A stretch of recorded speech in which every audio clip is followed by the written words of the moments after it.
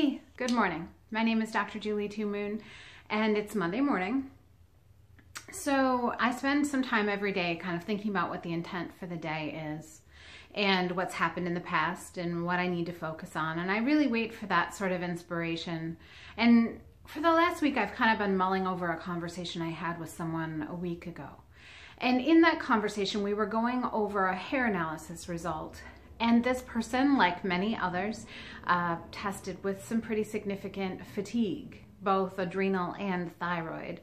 But in the context of hair analysis, this is much more of an understanding of a way to describe how the biology has been worn down by the cadence of our lifestyle. What struck me, and the thing that's been kind of nagging at me for a week, is this person, when we were discussing their thyroid, was kind of like, oh, okay. When we got to the adrenals, they said, oh yeah, I know my adrenals are fatigued. It was so casual, almost flippant, like I've come to expect this. This is the norm. I'm not surprised. The way it was said, it was even almost like a badge of honor. Like I, just like everyone else, has adrenals that are fatigued. So what's so wrong with this statement is the lack of connection that our biology is the interface point between us and the divine. If we assume that our adrenals are going to be fatigued, that they're going to be worn down, and we say it kind of flippantly, we're also kind of diminishing the input or the relationship between the cadence, the language of the divine, and our physicality. I guess for me, what really stands out there is that the adrenals are a representation of part of that relationship and part of the way that that language speaks forward. Our physical body is purely miracle. The adrenals are a stress response organ. They provide hormonal balance, but they also are the way that we respond to stressful situations. The fact that most of us have worn down adrenals means the cadence of the lifestyle that we're choosing to live is in fact beyond what our ideal biological response was meant to handle, which also means that we are further separating ourselves from the physical essence of divine language speaking our biology into perfect existence and our lifestyle, that we're literally siding with a lifestyle that's unsustainable over balance to our biology. So, in essence, we're negating one expression of that divine language. Not consciously, please don't take it that way. What I'm speaking of is the fact that we have this separateness between us and our body. Even that conversation, oh yeah, I know my adrenals are just shot.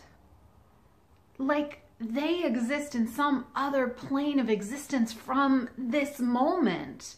From the I, the ego, the mind, like they're separate. And maybe that's why we think that way, because even all the books on adrenal fatigue are kind of like, take this glandular, take this protomorphogen, you need B vitamins, you need this, you need this, you need this. It's all this like external from you stuff, which many of those things are needed at various times to help heal the body. But in the context of reestablishing communication and conversation and balance and biological connection back to origin language, not as events outside of oneself. You know, I was having a conversation with my mom one day, and she had read something about the place of stillness, and that spirit evokes forward in that space of stillness. And what we're seeing in these comments about the adrenals and in people's utter non-lack of shock that they test as totally fatigued is that we're not getting the chance to embody that true place of stillness very often. In fact, I find a lot of people feel really guilty if they take the time to evoke and stand in that place of stillness, of doing nothing. That what if That's true, that the divine resides in the space of utter stillness, the space between the breaths, the space of being unoccupied, the space of not going, doing, thinking, planning, plotting, orchestrating. What if it's between that? What if the secret to life is learning how to be both active and still? What if the secret to life is connecting the dots between the miracle of my biology and the miracle of creation, and then living that in full embodiment, in totality? What if we decide that we accept that we have thus far disconnected ourselves from the essence of the divine within our biology, and that is why we all have such fatigued systems, but that the call to return to that essence of communication is real as well, and that we are capable and committed to honoring that path. And in that commitment, we will honor the truth that we are existing in a miracle. This body is a miracle. And we are honoring our commitment to experience that miracle to its fullest. And that we will no longer go and go and go and go, such that there are no moments of silent stillness where we experience biological repair and communication with our divine source, so that we can not only heal, but we can begin to experience this biology as the interface between us and all that is. So think about that today.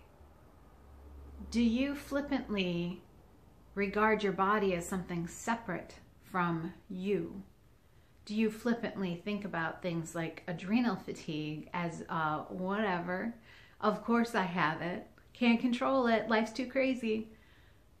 And are you willing to step into a different place with this? Are you willing to let communication resume? Are you willing to drop the facade? Are you willing to heal? Acknowledgement is the first step in that process of the beauty and amazingness of this biology that we exist in. It's an utter miracle. I want you to experience it that way.